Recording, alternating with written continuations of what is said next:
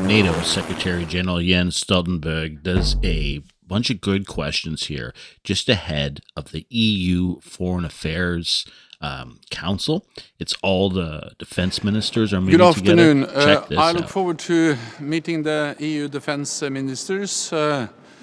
NATO-EU cooperation has been close to my heart for many, many years. It is extremely important that we increase the production of ammunition. This is something we have been focused on for some time now. Since last fall, we had the first meetings at NATO.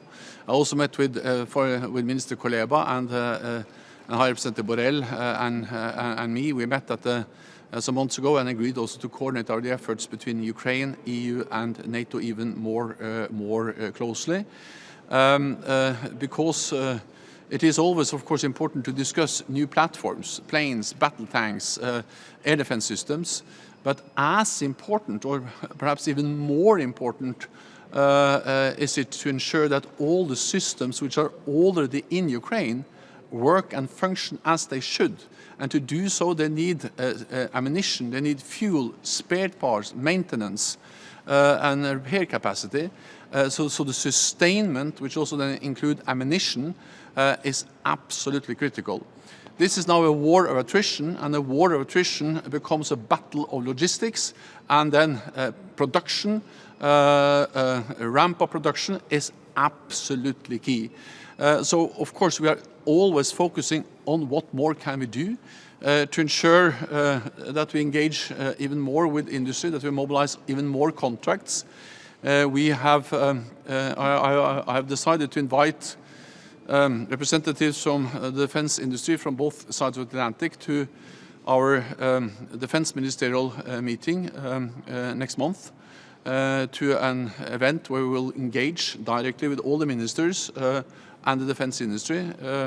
The EU is, of course, also invited. Ukraine is invited to the same event with High Representative Borrell, but also Commissioner Breton, to ensure the fullest possible engagement with the defense industry. In NATO, of course, we have tried and tested structures for production and for also joint procurement. We have done joint procurement, meaning allies buying ammunition and weapons together for many, many years. We have big ongoing projects. Some of them are organized by NATO allies as groups. Many of them are organized through the NATO Support and Procurement Agency, the NSPA, and there are ongoing projects now. And I think, of course, it's important to use all the tools available, including the well-established NATO structures, to coordinate and to ensure joint procurement and to sign the contract, so the industry is willing to invest and ramp up production.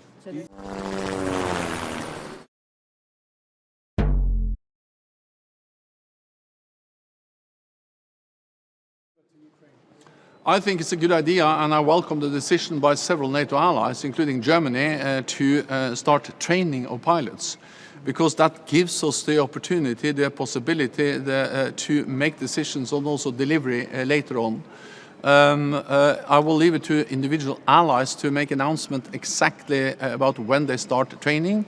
But of course, also with the announcement by President Biden this weekend, the US being, of course, the main provider of, for instance, F-16s, and also announcing clearly that they will start training. This is an important step that partly will enable us to then deliver fighter jets at some stage, but also is sending a very clear signal that we are there for the long term, and that Russia cannot wait us out. And President Putin started this war. He can end this war, and we have to remember what this is. This is a war of aggression. Ukraine has the right of self-defense. They are defending themselves, and the right of self-defense is enshrined in the UN Charter. We help Ukraine to uphold that right. That's our right, to help them protect UN law, international law, against the war of aggression. That doesn't make NATO and NATO allies party to the conflict, but we are supporting Ukraine to defend themselves against a war of aggression, a brutal invasion by President Putin. So you said Germany is training pilots? Is that true? No, I also said that Germany are among the countries that have said that they're ready to look into the issue of training. If I'm misinformed, then I regret that.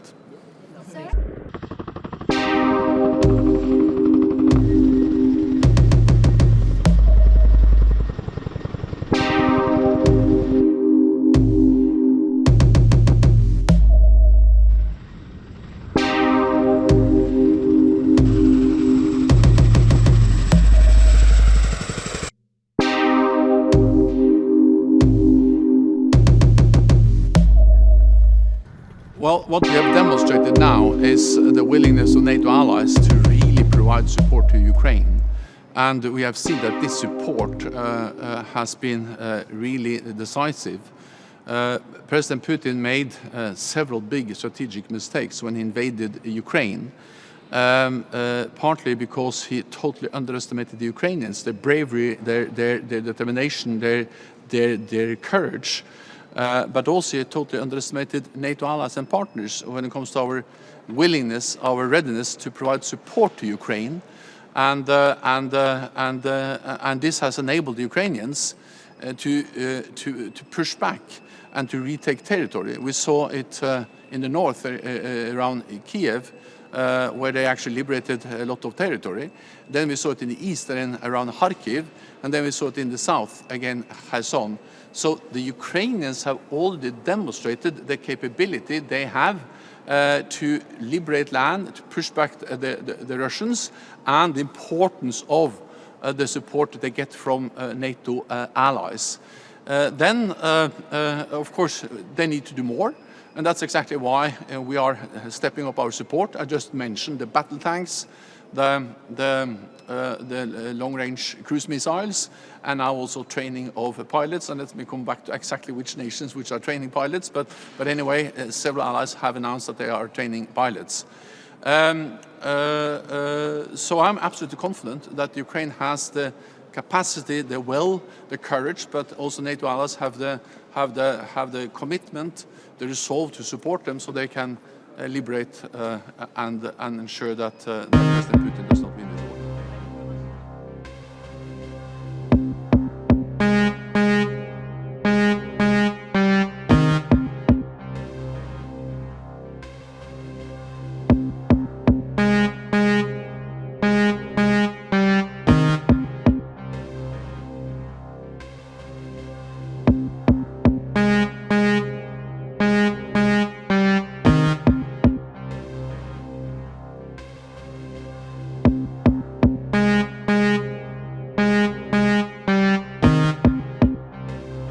Making a lot of progress. The war in Ukraine demonstrates the importance of NATO and the European Union working closely together, and NATO allies and the EU has delivered unprecedented support to Ukraine.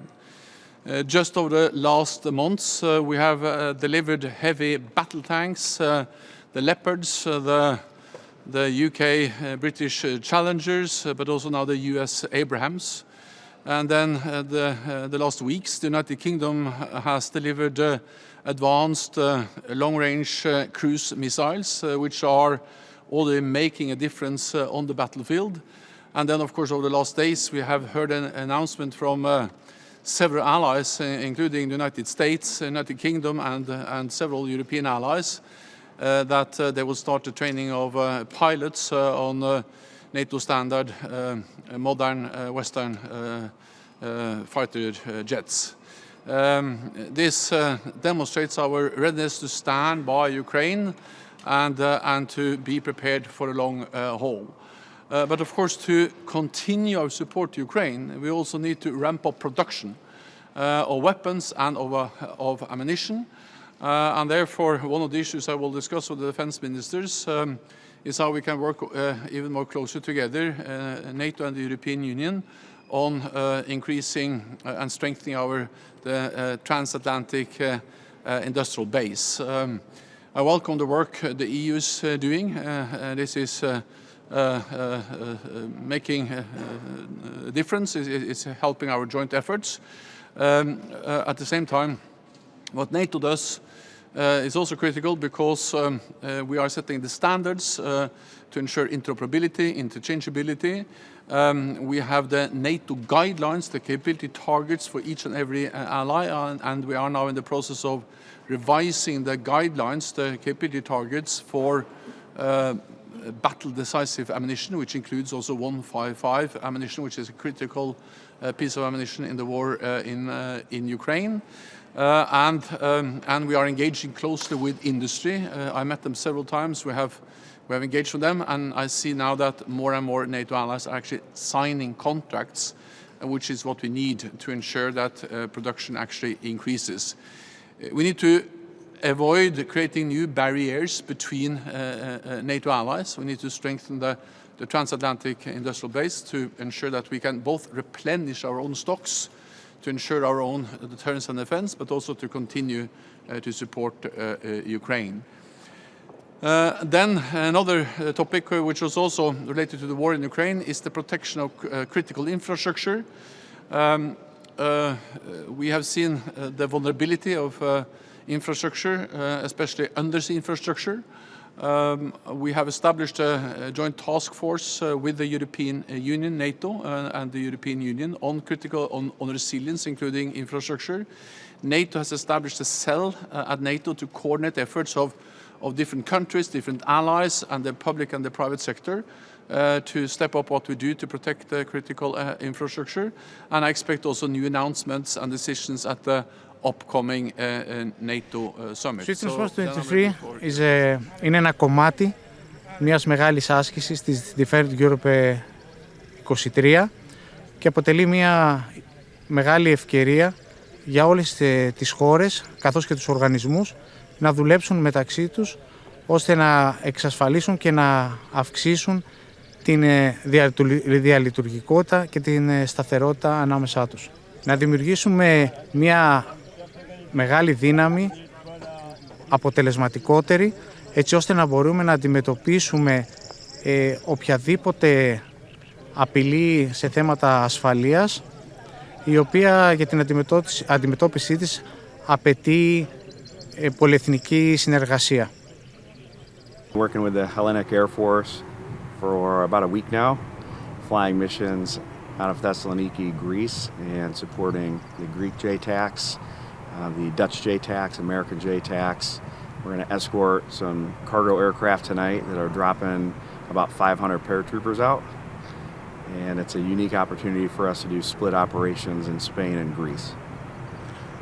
We're a big part of NATO, so integrating with different countries has been about the way we've operated for the last 20 plus years. So I think it's important training for United States forces to work with the Greeks and the Spanish and the Dutch. There's a little bit of a language barrier, but we're learning how to work through it, and we've been very successful in our operations to this point.